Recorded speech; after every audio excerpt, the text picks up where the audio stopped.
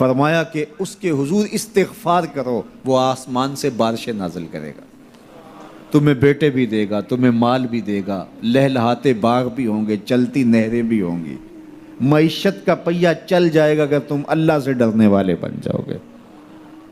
تو آج ہم کہتے ہیں یہ ہو فلاں ماہر اور فلاں شخص ہو تو پھر ہماری معیشت بہتر ہو سکتی ہے۔ اللہ نے کہا استغفار کرنا سیکھ لو، میں تمہارے لیے رحمتوں کے دروازے کھول دوں گا، رحمتوں کے در کشادہ کر دوں گا، پیچیدگیاں ختم ہو جائیں گی، مشکلیں آسان ہونے لگیں گی اگر تم اللہ سے ڈرنا سیکھ جو، اس کے حضور استغفار کرنا سیکھ جو۔ اور اگر تم ایسا نہیں کرو گے تو تمہارے اوپر نیچے سے عذاب نازل ہوگا۔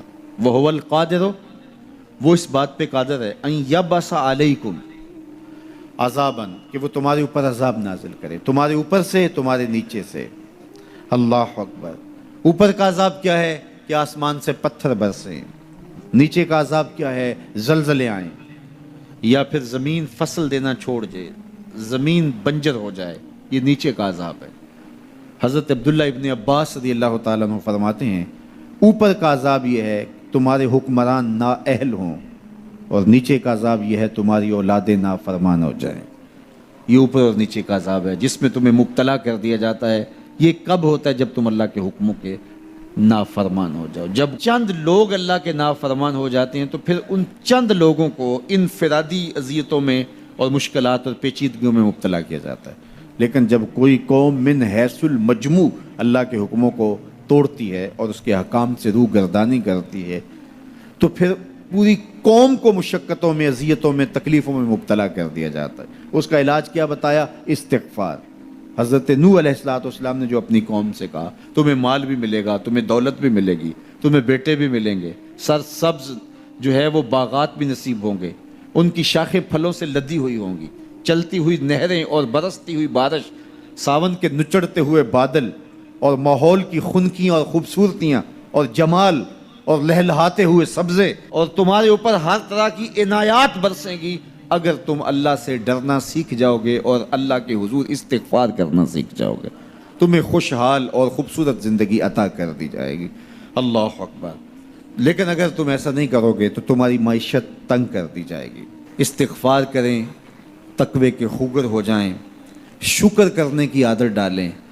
جو شکر کرتے ہیں اللہ تعالیٰ ان کو اور زیادہ عطا فرماتا ہے، دنیا میں بھی اور آخرت میں بھی۔ اس طرح دوسروں کی پریشانیاں دور کریں، اللہ آپ کی پریشانیاں دور کرے گا۔ بانٹنے کا مزاج پیدا کریں، آپ کے پاس جو بھی ہے بانٹ دیں، علم ہے تو بانٹیں، خوشیاں ہیں تو بانٹیں، آپ کے پاس دولت ہے تو لوگوں کے دکھ اس دولت سے دور کرنے کی کوشش کریں۔ جب آپ بانٹنا شروع کر دیں گے تو آپ کا رب آپ کو عطا کرنا شروع کر دے گا۔ یہ بات ہو نہیں سکتی کہ انسان کی زندگی میں مشکل نہ ہو۔ جب انسان کو پیدا کیا گیا تھا، اس کا خمیر گویا گیا تھا، تو 39 دن تک اس کے خمیر پر مٹی جو گوندی گئی تھی انسان بنانے کے لیے، اس پر 39 دن دکھوں کی بارش ہوئی تھی اور ایک دن خوشیوں کا می برسا تھا۔ تو انسان کی زندگی میں خوشیاں اور غم اس تناسب سے ہیں۔ لَقَدْ خَلَقْنَا الْإِنسَانَ فِي قَبْضٍ، انسان کی زندگی مشقتوں کا مجموعہ ہے، حالات کی تلخیوں کے سے مقابلہ کرنا پڑتا ہے۔ لیکن حالات مشکل ہو جائیں تو ان سے نکلنے کا راستہ کیا ہے؟ تو سنیے قرآن کیا کہتا ہے، وَمَن يَتَّقِ اللَّهَ يَجْعَلْ لَهُ مَخْرَجًا وَيَرْزُقْهُ مِنْ حَيْثُ لَا يَحْتَسِبُ۔ جو اللہ سے ڈرنے لگ جاتا ہے، تقوی اختیار کر لیتا ہے، تو پھر اللہ تعالیٰ جل شانہ اس کے لیے مخرج پیدا کر دیتا ہے، یعنی اس مصیبت سے نکلنے کے اللہ راستے دیتا ہے۔ یہ اس شخص کا مقصوم ہے جو اللہ سے ڈرتا ہے۔ اس پر مشکلات اس پہ بھی آتی ہیں، یہ نہیں کہ اس پہ مشکلات نہیں آتی، زندگی کی مشکلات کا وہ بھی شکار ہوتا ہے، لیکن جو ہی مشکلات آتی ہیں ان مشکلات سے نکلنے کا اللہ اسے راستہ بھی عطا کر دیتا ہے۔ اور دوسری بات، وَيَرْزُقْهُ مِنْ حَيْثُ لَا يَحْتَسِبُ، اللہ اس کو وہاں سے رزق دیتا ہے جہاں سے اسے گمان بھی نہیں ہوتا، وہاں سے رزق دے دیتا ہے۔ بندہ تو یہ کہتا نا کہ مجھے یہاں سے ملے گا، یہاں سے، ایک بندے کی منصوبہ بندی ہے، لیکن جو اللہ سے ڈرنے والا ہوگا اللہ اس کو وہاں سے رزق دے گا جہاں اسے گمان بھی نہیں ہوگا، خیال بھی نہیں ہوگا کہ یہ راستہ بھی حصول رزق کا ہو سکتا ہے۔ تو یہ میرے رب کا وعدہ ہے اور میرے رب کے وعدے سچے ہیں۔ تو جب تم اللہ سے ڈرنے لگو گے تو یہ تخت و تاج، یہ دنیا کی عزتیں، یہ تمہارے قدموں میں ہوں گی۔ اس سے ڈرنے کا نتیجہ ہے جو تمہارا رب تمہیں عطا فرمائے گا۔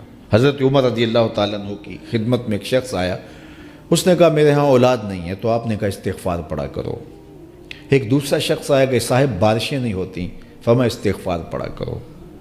تیسرا شخص حاضر خدمت ہوا اور کہا کہ ہمارے ہاں قحط کا عالم ہے، فرمایا کہ استغفار پڑھا کرو۔ تو کوئی پاس بیٹھا تھا، اس کے اٹھ کے جانے کے بعد کہا کہ مختلف لوگ مختلف سوال لے کر آئے اور آپ نے ایک ہی جواب دیا کہ استغفار پڑھا کرو۔ تو کہا میں نے اپنی طرف سے تھوڑا دیا، یہ تو میرے رب کا فرمان ہے۔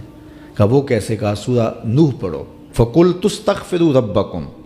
حضرت نوح علیہ السلام نے اپنی قوم سے کہا کہ اپنے رب کے حضور استغفار کیا کرو، اِنَّهُ كَانَ غَفَّارًا۔ اس کا نتیجہ کیا ہے؟ جب تم استغفار کرو گے تو وہ تمہارے گناہ بخش دے گا۔ ایک تو فائدہ اس کا یہ ہوگا، وَيُرْسِلِ السَّمَاءَ عَلَيْكُمْ مِدْرَارًا، آسمان سے موسلادھار بارشیں بھی برسیں گی، وَيُمْدِدْكُمْ بِأَمْوَالٍ وَبَنِينَ، اور اللہ تمہیں استغفار کی برکت سے مالا مال بھی کر دے گا، وَبَنِينَ، اور تمہیں بیٹے بھی عطا کرے گا، وَيَجْعَلْ لَكُمْ جَنَّاتٍ وَيَجْعَلْ لَكُمْ أَنْهَارًا، تمہیں باغ بھی عطا کرے گا اور تمہیں چلتی ہوئی نہریں بھی عطا فرمائے گا۔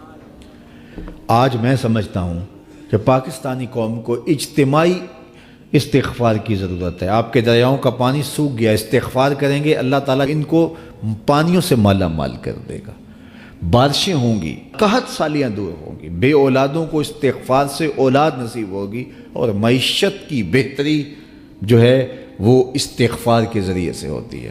تو یہ 5 چیزیں بیان فرمائیں، تو استغفار سے خوشحال زندگی کا تصور ابھرتا ہے۔